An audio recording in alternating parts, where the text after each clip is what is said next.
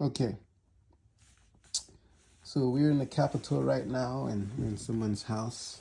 That's why we have light. But I wanted to show you guys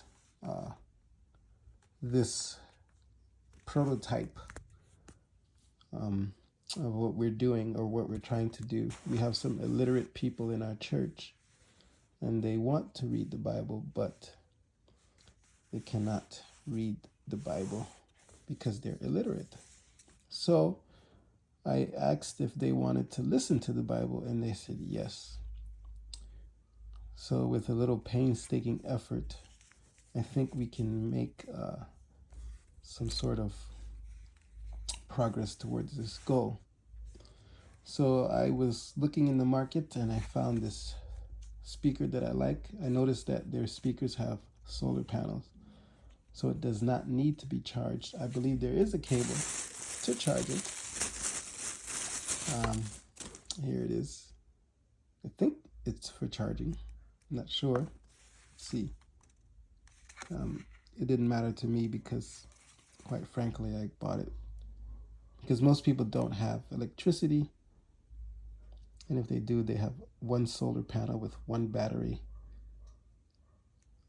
which does not usually have the ability to charge devices such as this, but there does seem to be some sort of charging hole.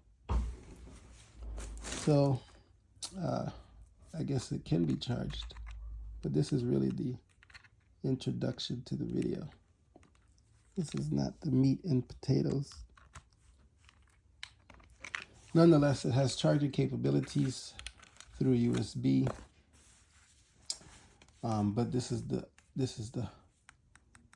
really the selling point here. Is it can be charged from solar panels. My daughter has one, not like this, but they charge it every day. It seems like one day's worth of sun, maybe even not a whole day, just enough. Like they just put it in the sun and it could be used at night or something like that.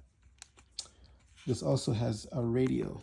I was hoping that Adventist World Radio would be out here, but I'm not sure if they have a station quite yet. We're still trying to get all these details sorted out.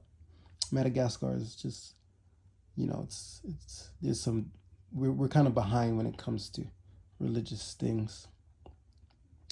But this has multiple capabilities. FM mode. Radio. Okay,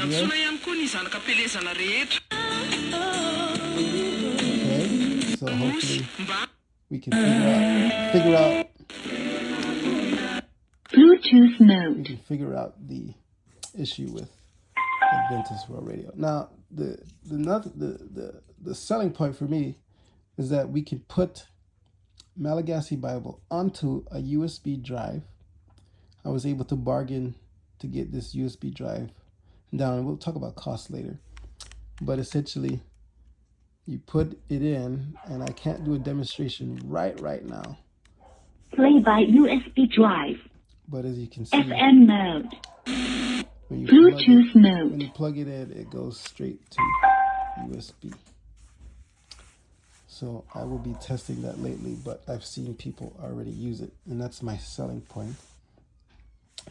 But I do want to do to show you what these little devices are capable of. I have the audio Bible on Malagasy version, and I want to play it through Bluetooth.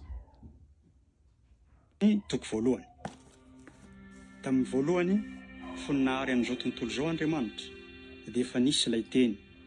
Ilay teny dia nitodika tany amin'Andriamanitra hatrany, ary ilay teny dia Andriamanitra. Tamin'ny voalohany dia nitodika tany amin'Andriamanitra ilay teny. Izy no noharian'Andriamanitra ny zavatra rehetra, ka raha tsy teo izy dia tsy nisy ary ny zavatra nohariana. Ilay teny no nirakitra ny. So it's a pretty decent radio. I mean, people use it for their worldly music, but I'm quite impressed at what this little thing can do. And the illiterate people, plug in a USB and it just goes. It starts playing. I think that's the goal.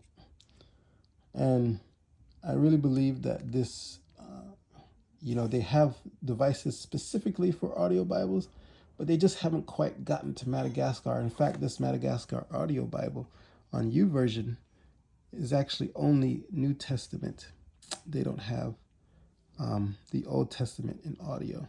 See how you see these audio files? It starts at Mark, Luke, and John. So they haven't even finished the Old Testament in audio yet. So this is really a very new project. I'm trying to get these audio Bibles into Madagascar, and it's so new that I just put God's resources into building this kind of prototype USB drive. The guy was willing to bargain for it all the way down to 10,000 REI, which is about $2. The woman bargained with this radio down to 25,000, which is about maybe like $6, about $6, $5 to $6, maybe $5.50. So in total, about $7.50, so to speak. If you want exact numbers, we can do the math.